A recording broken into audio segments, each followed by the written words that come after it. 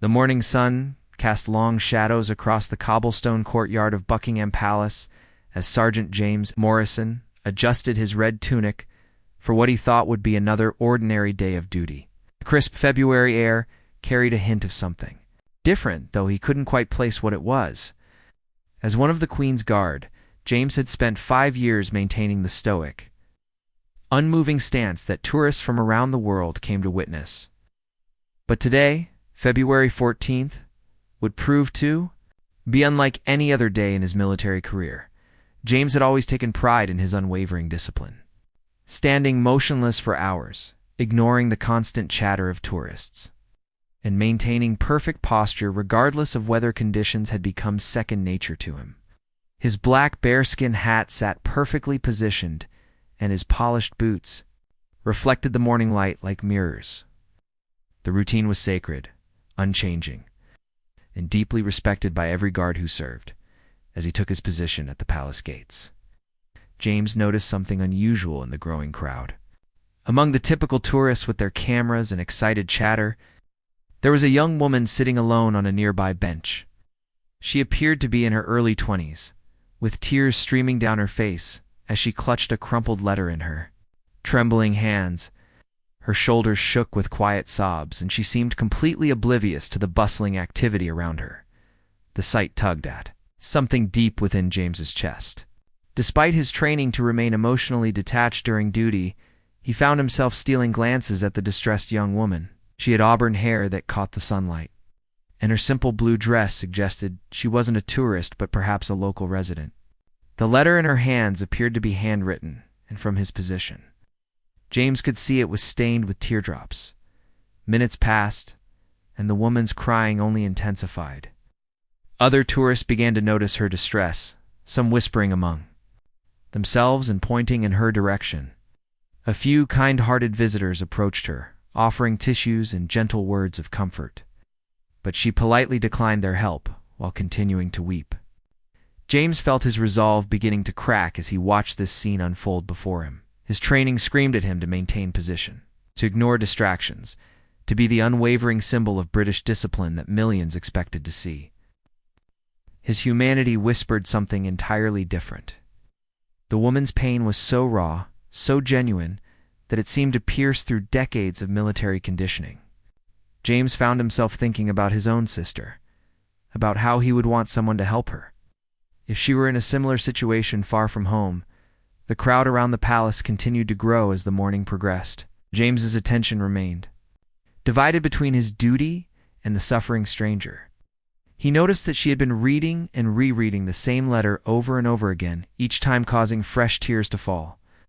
Whatever news that letter contained, it had clearly shattered her world on what was supposed to be the most romantic day of the year. At precisely 11 o'clock, something extraordinary happened that would be talked about for years to come. James made a decision that went against every rule in the Queen's Guard handbook. Without breaking his rigid posture or moving his head, he began to speak in a low, gentle voice that only the crying woman could hear. "Yes, I know I'm not supposed to speak while on duty, but I can see you're hurting," James said, his voice barely above a whisper. "Whatever that letter says, I want you to know that you're not alone right now." The young woman's head snapped up in surprise, her red-rimmed eyes meeting James's unwavering gaze. For a moment, she seemed unsure if she had actually heard him speak, or if her grief was playing tricks on her mind. James continued, still maintaining his military stance, but speaking with a warmth that seemed to emanate from his very soul. "Name is James, and I've been standing here for 3 hours watching you cry. I don't know what's in that letter, but I do know that sometimes life hits us when we least expect it. You came here on Valentine's Day for a reason, didn't you?" Through her tears, the woman managed to nod. Her name was Sarah Chen. She had traveled from Manchester to London with dreams of surprising her boyfriend of 2 years with a romantic proposal. She had planned everything perfectly: a picnic in Hyde Park, a walk past the palace where they had shared their first kiss during a vacation, and then the moment where she would get down on one knee and ask him to spend forever with her. But when she arrived at his London apartment that morning, she found a letter waiting for her instead of the man she loved. The letter explained that he had accepted a job offer in Australia and had left the previous night without saying goodbye. He wrote that long-distance relationships never worked, and that it was better to end things cleanly. The ring she had saved months, too, felt heavy in her coat pocket, symbol of dreams that would never come true. James listened to her whispered story, his heart breaking for this stranger who had shown such courage and love, only to have it thrown back in her face. He thought about his own girlfriend, Emma, waiting for him at home with plans for a quiet Valentine's dinner. He thought about how devastating it would be to lose that certainty, that sense of shared future. "Sarah," he said, using her name for the first time, "that man doesn't deserve the love you were ready to give him. But that doesn't mean your capacity for love is wasted. It means you're brave enough to put your heart on the line, and that's something truly special." Other guards began to notice what was happening. Corporal William Davies, stationed 20 feet away, had overheard parts of the conversation. Instead of reporting James for breaking protocol, something unexpected happened. William found himself thinking about the oath they had all taken, not just to serve the crown, but to represent the very best of British values. Compassion, he realized, was perhaps the most British value of all. Word of James's compassionate gesture spread through the ranks with remarkable speed. By noon, something unprecedented was happening along the entire length of the palace perimeter. Guards who had never spoken a word during duty began quietly offering comfort to anyone who seemed to need it.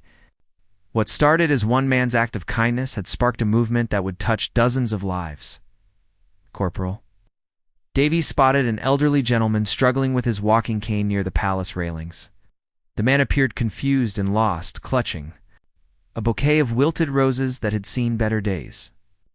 Without hesitation, Davies stepped slightly forward from his post and spoke in a gentle tone. "Sir, you look like you might need some directions. You trying to find someone special today?" The elderly man, whose name was Harold Fletcher, looked up with grateful eyes. He explained that he was 92 years old and had been married to his beloved Margaret for 68 years. Every Valentine's Day, he brought her fresh roses and told her the story of how they first met at a dance during World War II. But Margaret now lived in a memory care facility, and Harold had gotten confused trying to navigate London's change landscape to reach her. Davies quickly assessed the situation. The old man was clearly disoriented and potentially in danger wandering the busy streets alone. Breaking another fundamental rule, Davies called over a nearby police officer and quietly explained Harold's situation. Within minutes, arrangements were made for Harold to be safely transported to his wife's care facility. With a fresh bouquet purchased from a nearby flower vendor who had witnessed the entire exchange. Meanwhile, the main entrance, guard private, Tommy Walsh encountered a scene that would test his resolve even further. A young father stood with his 6-year-old daughter, both dressed in their finest clothes, but looking increasingly dejected. The little girl clutched a handmade Valentine's card, and her father kept checking his phone with growing frustration. Tommy overheard enough of their conversation to understand the situation. The child's mother had passed away the previous year, and this was their first Valentine's Day without her. They had planned to visit the palace because it had been the mother's favorite place in London, but their planned meet-up with other family members had fallen through due to travel complications. The little girl approached Tommy's post and looked up at him with wide, innocent eyes. "Mr. Guard, do you know where my mummy went? Daddy says she's watching from heaven, but I can't see her anywhere." For a moment, Tommy felt his training and his humanity at war within him.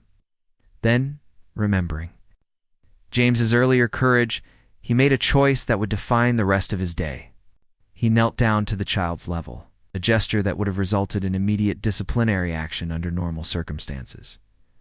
"Your mummy is watching, little one," Tommy said softly. "I think she would be very proud to see how brave you and your daddy are being today. Would you like to give me that beautiful card you made? I promise to keep it safe and think of your mummy every time I look at it." As the afternoon sun reached its peak, the extraordinary events at Buckingham Palace had attracted the attention of palace officials and, more surprisingly, members of the royal household staff, rather than putting a stop to the guards' unprecedented display of compassion. Something remarkable happened. Word reached the senior officers that the guards' actions were being met with overwhelming public approval. Captain Elizabeth Hartwell, stern woman with 30 years of military service, had been summoned to assess the situation. She arrived expecting to restore order and discipline to what she assumed was a breakdown in protocol. Instead, she found herself witnessing something that challenged everything she thought she knew about military service and public duty. At the East Gate, she observed guard Michael Thompson engaged in quiet conversation with a middle-aged woman who was clearly struggling with something profound. The woman, named Claire Patterson, had come to London to scatter her late husband's ashes in the Thames, as per his final wishes. But standing alone at the palace where she and David had honeymooned 40 years earlier, the weight of her loss had become overwhelming. Michael had noticed Claire's distress, and following the example set by his fellow guards, had gently inquired if she needed assistance. When Claire broke down and explained her situation, Michael did something that would have been unthinkable just hours earlier. He asked his relief guard to cover his position for 10 minutes and personally escorted Claire to a quiet spot where she could collect herself. "Mrs. Patterson," Michael said as they walked slowly along the palace perimeter, "your husband chose you to carry out his final wish because he trusted you completely. That's not just love. That's the deepest form of respect one person can show another." Captain Hartwell watched this interaction unfold, expecting to feel anger at the blatant violation of protocol.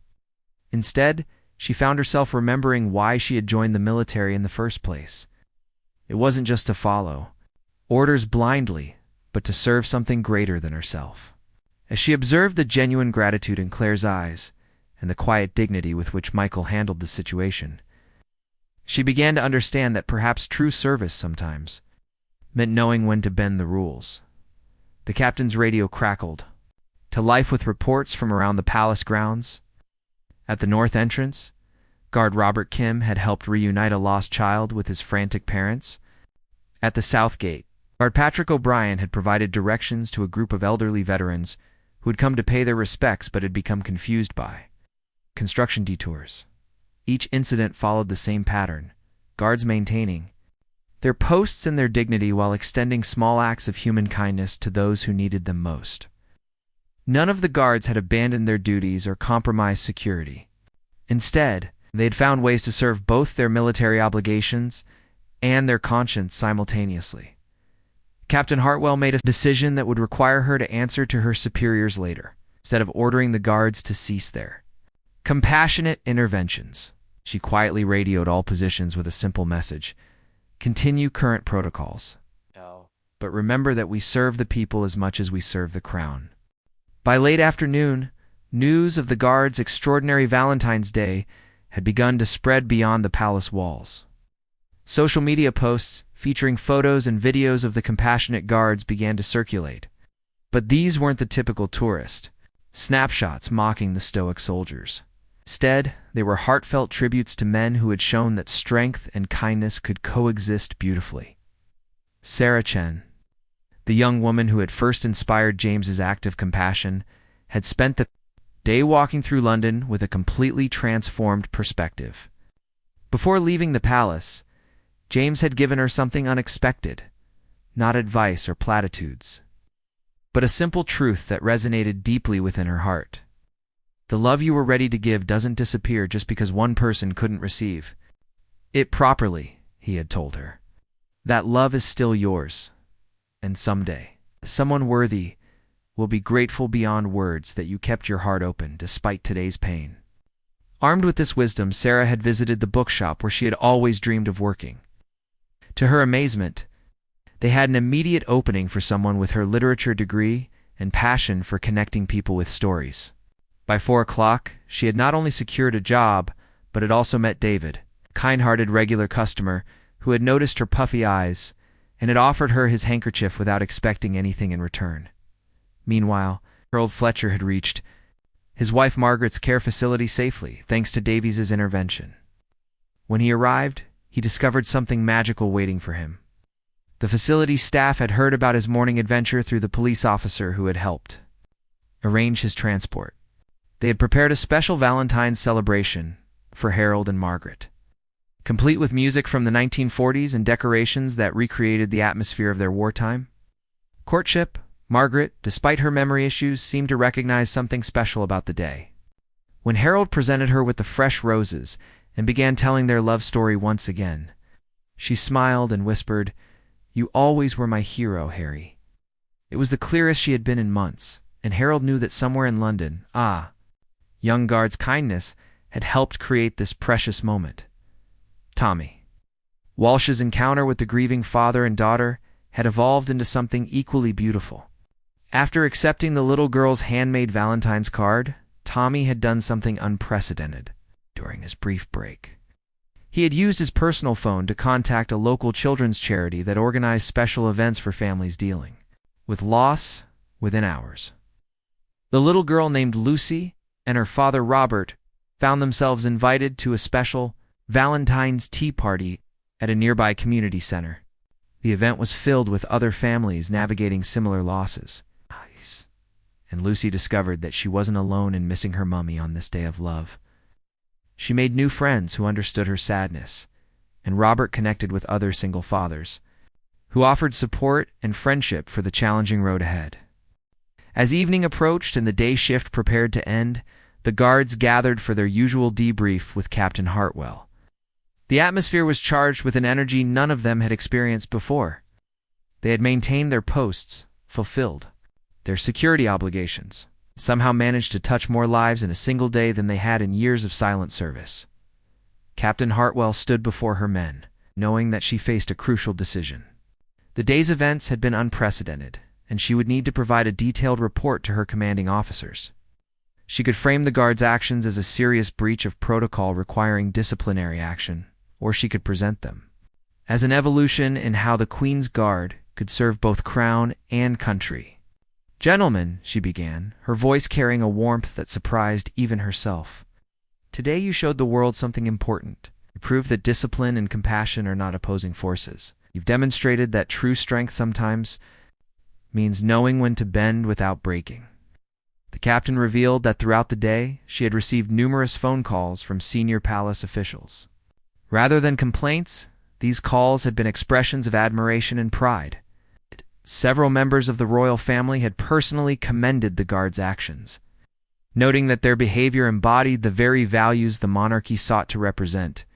James felt a mixture of relief and pride wash over him as he learned that his moment of human connection with Sarah had sparked a chain reaction of kindness that would be remembered long after Valentine's Day had passed. He thought about Emma, his girlfriend, who would be amazed to hear about his day when he arrived home for their delayed dinner celebration. But the story's most powerful conclusion was yet to come. As the guards prepared to leave their posts, a familiar figure approached the main gate. It was Sarah Chen, but she looked transformed from the broken woman who had sat crying on the bench that morning. Her eyes sparkled with hope, and she carried a small wrapped gift in her hands. "Sergeant Morrison," she called out, causing several tourists to stop and stare. "I wanted to thank you before you finished your shift. Your kindness today changed everything for me." Sarah explained that her new job at the bookshop had led to an unexpected connection with David, the customer who had offered her his handkerchief. They had spent the afternoon talking over coffee, sharing stories about books and life, and discovering a connection that felt genuine and unhurried. More importantly, she had rediscovered her own worth and strength. The gift she presented to James was a small, leather-bound journal filled with her own handwritten thoughts about love, loss, and hope. On the first page, she had written, "To the guard who reminded me that kindness is the greatest strength of all. Your compassion today saved more than just my Valentine's Day, it saved my faith in humanity." As James accepted the gift with a grateful nod, the gathered crowd of tourists began to applaud. They had witnessed something rare and beautiful, a reminder that even in a world of rigid traditions and unchanging protocols, human kindness could still find a way to shine through. The Queen's Guard had shown that true nobility came not from standing perfectly still, but from knowing exactly when and how to move.